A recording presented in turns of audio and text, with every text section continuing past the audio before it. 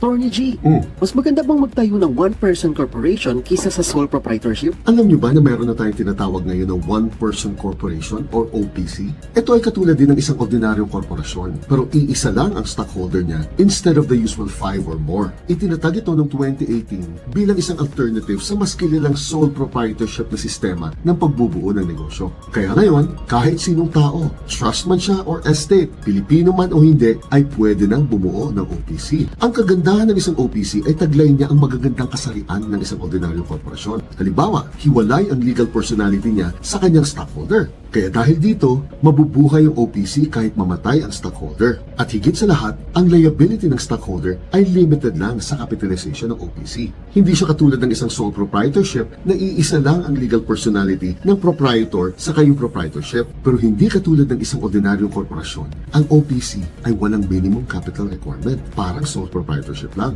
Kaya kung mapapansin ninyo, parang pinagsama sa OPC ang magagandang katangian ng sole proprietorship at ng isang ordinaryong korporasyon. At mas flexible pa ito. Kasi kung lumalaki ng negosyo mo at nagkakaroon ka na ng ibang partners or investors, pwede mo i-convert ang OPC into an ordinary corporation. Tandaan nyo lang na ang OPC ay nasa pamamahala ng SEC at ang sole proprietorship ay maiiwan sa DTI. Kaya mga kanegosyo, ano pang hinihintay ninyo? Gilian!